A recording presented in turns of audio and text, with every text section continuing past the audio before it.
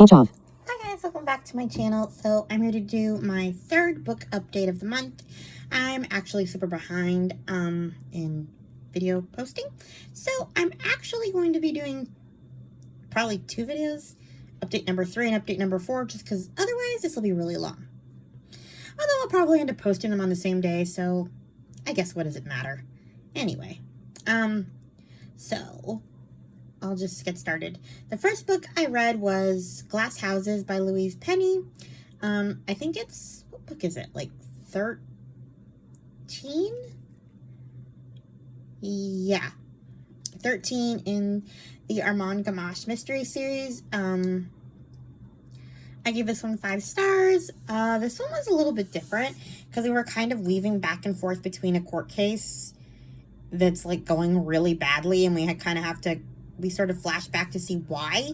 So it was a really different and interesting format. And it also talked a lot about conscience, like how some of the characters in the book were saying that if you had a conscience, you wouldn't like do bad things. And others were pointing out that a conscience is like your guide so that you can decide like whether something's bad or not. So like, for example, I mean, not to get real controversial, but like people use like pro-choice versus pro-life. It's like a conscience decision for them. Well, for all of us, really. Like, some people believe that abortion should be legal, and some people think they're, well, you know. So yeah, you don't have to agree with people's consciences, but it doesn't mean they don't have them, I guess is the point I'm trying to make. Anyway, it was a really interesting and thought-provoking book. Not much more to say to that. Then I read Kingdom of the Blind, book 14 in the Armand Gamache series. I gave it 4 stars. That was okay. It's post court disaster, so it's interesting. Like I said, I can't really say much. And then here's another book I can't talk about. Hollowpox by Jessica Townsend. I gave this one 5 stars. It is book 3 in the Nevermore series. People told me that there would be a cliffhanger in this book, and I didn't fully believe them. Well, not that I didn't believe them, but I didn't think that it would be quite as much as it was. But it was. There's a cliffhanger, and now I have to wait for book 4. But either way, I enjoyed the series a lot, so at least I'm caught up. Then we start with my continuation in the Babysitter's Club series. Stacy's Mistake, Babysitter's Club book number 18.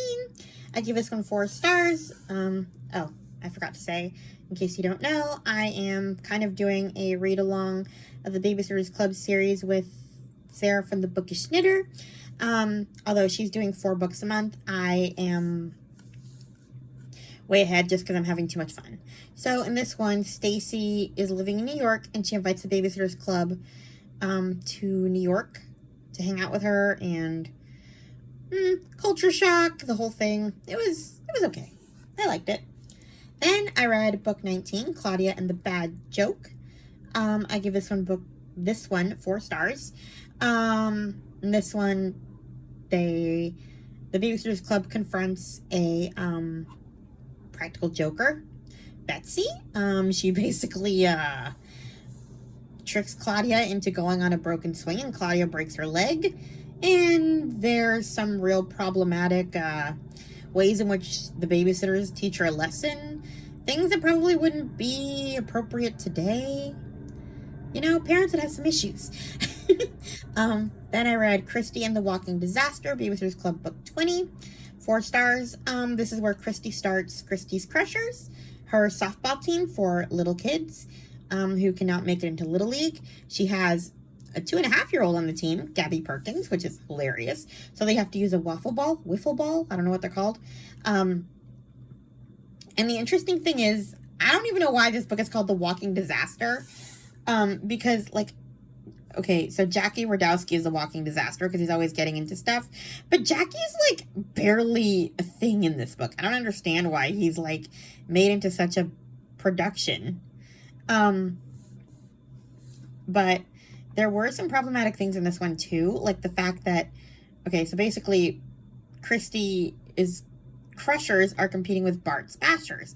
And Bart's Bashers are some mean boys who are basically, they're really mean. Like, they call one of Christie's Crushers a fatso because he's a little chubby, overweight, I guess, which is really inappropriate today. They call Matt Braddock, who is deaf, a dummy because they see him using sign language, which is another, like, really, like, you would never write this in books today, I guess is what I'm saying. So it's a little jarring to read that. I don't know.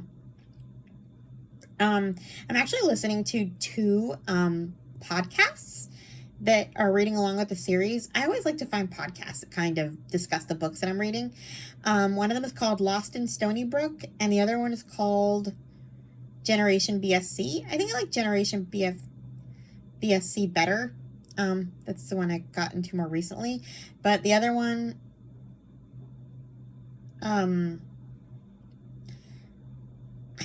is it called Lost in Stony Brook? I need to check. I'll let you know in my next video. I'm pretty sure, though. Stuck in Stony Brook. Yeah. Yeah, because I was like, it starts with an S. It's Stuck in Stony Brook. Anyway, but Generation BSC, they kind of mentioned that maybe they should, like, in the newer editions, they should take out those names. And I'm kind of like, I don't actually agree with that. I understand that there's not appropriate things to say to kids, but at the same time, I mean, I don't know, like, I think they're good conversation topics to have about not saying those words. And people did say them back in the day. Like, it's just what it is. Like, I don't know. I wouldn't change it just because it's inappropriate, I guess, is my take on that. But they kind of disagreed. Whatever. Anyway. Then I read A Good House for Children by Kate Collins. I gave this one 3 stars. I heard about it through the Fabled book preview. Elizabeth from Fabled in Waco, Texas does this book preview. And she gives us, like, the link to watch it in her, in the Currently Reading Patreon, like, Facebook group, which I'm a part of, so I get to watch it. Anyway, I'll read the description for this one. It sounds more interesting than it was. Well, okay. Once upon a time, Orla was a woman, a painter, a lover. Now she is a mother and a wife, and when her husband, Nick, suggests that their city apartment has grown too small for their lives, she agrees in part because she does agree, and in part because she is too tired to think about what she really does want. She agrees again when Nick announces with pride that he has found an antiquated Georgian house on the Dorset cliffs. A good house for children, he says. Tons of space and gorgeous grounds. But as the family settles into the mansion, Nick absent all week, commuting to the city for work, Orla finds herself unsettled. She hears voices when no one is around, doors open and close on their own, and her son Sam, who has not spoken in 6 months, seems to have made an imaginary friend whose motives Orla does not trust. 4 decades earlier, Lydia moves into the same house as a live-in nanny to a grieving family. Lydia, too, becomes aware of intangible presences in the large house, and she, like Orla 4 decades later, becomes increasingly fearful for the safety of the children in her care. But no one in either woman's life believes the stories that seem fanciful, the stuff of magic and mayhem, sprung from the imaginations of hysterical women who spend too much time in the company of children. Are both families careening toward tragedy? Are Orla and Lydia seeing things that aren't there? What secrets is the house hiding? So I can say with certainty they are totally careening toward tragedy. This is not a happy book at all. Like, ooh, the ending for these 2 women is not great. But yeah. I think the main problem for me with this book and why I gave it 3 stars, I was compelled enough to keep going because I wanted to see what happened. But at the same time, I didn't really get to know these 2 women as people that much. Also, Sam never spoke a word in his life, really, so I don't know why they're saying in the description that he was mute for 6 months. That's another weird thing about this book. I think he started talking and then he just didn't.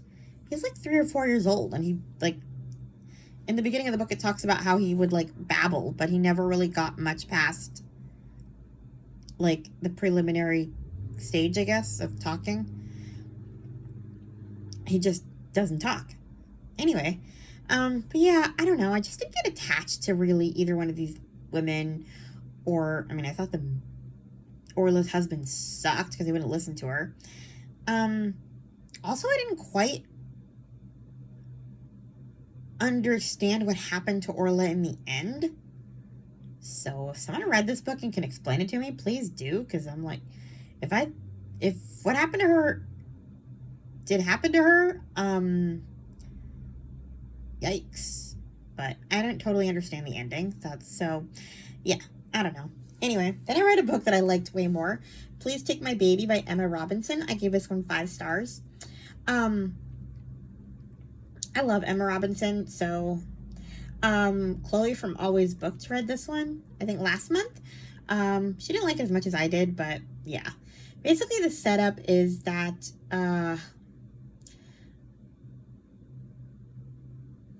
this woman moves into her mother's house. I already forgot her name. I don't know why. She moves into her mom's house, and because her mom is like losing her memory, she's getting dementia, Alzheimer's. I'm not really sure the difference. And then her daughter announces that she wants to move in with her dad. They're moving to America. And so, like, her mom is understandably upset. And then she finds a picture of this baby that she doesn't know about among her mother's things. And yeah, we find out the mystery of this baby. There's themes of like post-natal like psychosis in this book. But yeah, I think I should stop talking there because it's more fun to find out who this baby was on your own. So there's that one. Now back to the Babysitters Club. Mallory and the Trouble with Twins, Babysitters Club 21. I give this one 4 stars. Mallory is taking care of Marilyn and Carolyn Arnold, and they're a little wild. They're 7-year-old twin girls, and they like to wreak mayhem, but they're not that bad, so I don't know. It was fine. Then I read Jessie Ramsey, Pet Sitter, Babysitters Club 22. I give this one 3 stars. I mainly read it because I had to. I'm not really interested in animals that much, like, or reading about them, so I didn't care about reading the parts where she babysat the animals. But it was a good thing I did read it because there was a fight that the Babysitters Club has in this book that I didn't know about. So yeah, I guess it was good that I read it. Just didn't enjoy it as much. You win some, you lose some. Then I read some big books. The Invisible Life of Addie LaRue by V.E. Schwab. I give this one 3 stars. So I'll read the description for this one. It's kind of a popular book. It's been around for a while. France, 1714. In a moment of desperation, a young woman makes a Faustian bargain to live forever and is cursed to be forgotten by everyone she meets. Thus begins the extraordinary life of Addie LaRue, and a dazzling adventure that will play across centuries and continents, across history and art, as a young woman learns how far she will go to leave her mark on the earth. But everything changes when, after nearly 300 years, Addie stumbles across a young man in a hidden bookstore, and he remembers her name. That's really all you need to know about this book. It sounds like a really interesting premise, but the problem is that really the only interesting parts are when she's with this guy who remembers her, and you want to know why he remembers her. So, like, the mystery of that. But, like, the rest of it, she's pretty much just wandering the countryside, or the world, I should say, stealing things and having one-night stands. Because, like, I mean, you know, she gets to spend the night with a guy, but then the next day the guy doesn't remember who she is, so, you know. And she also can't, like, get a job because nobody can remember who she is. So she, you know, has to steal food because she doesn't have money. Or she has to, like, she can't even stay at a hotel. Because, like, as soon as you, like, close, like, basically how her curse works is, like, you go into a hotel and you make the arrangements, you go to your room, and then, you know, once you leave that person's going to forget you instantly. And they're going to come back, like, if they decide to come back to check in, like, housekeeping 10 minutes later, they don't remember who you are and they think you're stealing, even though you paid. So, yeah. It's it's kind of boring when she's just kind of flitting in and out of people's lives. It's just, you don't get attached to anyone, really. So the only, like, constant conversations she has are with this guy who remembers her, and then with the one who cursed her, whose name is Luke. I guess he could be considered the devil. I don't know. He's a bad god-like specter.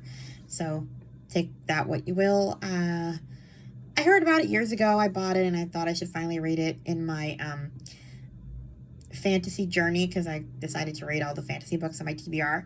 So yeah, there's that one. Then I read The House in the Cerulean Sea by T.J. Klune. I give it some 5 stars. I'll read the description. A magical island, a dangerous task, a burning secret. Linus Baker leads a quiet, solitary life. At 40, he lives in a tiny house with a devious cat and his old records. As a caseworker at the department in charge of magical youth, he spends his days overseeing the well-being of children in government-sanctioned orphanages. When Linus is unexpectedly summoned by extreme upper management, he's given a curious and highly classified assignment. Travel to Mauritius Island Orphanage, where 6 dangerous children reside. A gnome, a sprite, a wyvern, an unidentifiable green blob, a were Pomeranian, and the Antichrist. Linus must set aside his fears and determine whether or not they're likely to bring about the end of days. But the children aren't the only secret the island keeps. Their caretaker is the charming and enigmatic Arthur Parnassus, who will do anything to keep his ward safe. As Arthur and Linus grow closer, long-held secrets are exposed, and Linus must make a choice: destroy a home or watch the world burn. Yeah, I enjoyed this one a lot. Honestly, my favorite character was, like, the Antichrist. He's, like, supposedly the devil's child, Lucifer, but they call him Lucy. He's actually a really cute kid who just likes to mess with you and go, I am the Antichrist, you know, because he knows he is, but he's not really, like, a bad kid. He actually likes, jazz, which is hilarious. And he's the youngest of the kids. He's, like, 6 years old, so, like, it's just really interesting how, like, Linus has to kind of overcome all these, like, prejudices against these kids, especially Lucy. I don't know. I see why people like this book. I've heard about it for years, and I finally read it, and I can't wait for the sequel. So, then I DNF'd a really popular book, The 10,000 Doors of January by Alex Harrow. Okay, I'm gonna read the description for this because I can't even talk about this book because I didn't understand it, because I just couldn't get into it.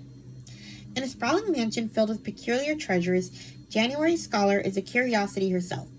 As a ward of the wealthy Mr. Locke, she feels little different from the artifacts that decorate the halls. Carefully maintained, largely ignored, and utterly out of place. Then she finds a strange book, a book that carries the scent of other worlds and tells a tale of secret doors, of love, adventure, and danger. Each page turn reveals impossible truths about the world, and January discovers a story increasingly intertwined with her own. So I kind of understood that a little bit. Like, I understood that the book was, like, her family's story, but I didn't really I don't know, I didn't really get the world and the culture and, like, all of that. Like, it just got confusing, and I didn't care. It was too long, too descriptive, I didn't get attached to anyone, so I kind of stopped after a while. Like, I found myself just skimming, and, like, I'm pretty sure I read 80% of this book, and I can tell you nothing about it. So, yeah, I wish I hadn't bought it. Can't get rid of it on Audible. Now I own it, and I don't even like it, so. Anyway, then I read book 5 in the Pages & Co. series, The Treehouse Library by Anna James. I gave it 4 stars. Can't talk about it because it's book 5. We'll see when book 6 comes out. Okay, I guess that's all I read for the 3rd week of October. I'm going to get started on my video for the 4th week of October. Please like, comment, and subscribe, and I'll talk to you guys in my next video. Bye! Speech on. Stop recording video.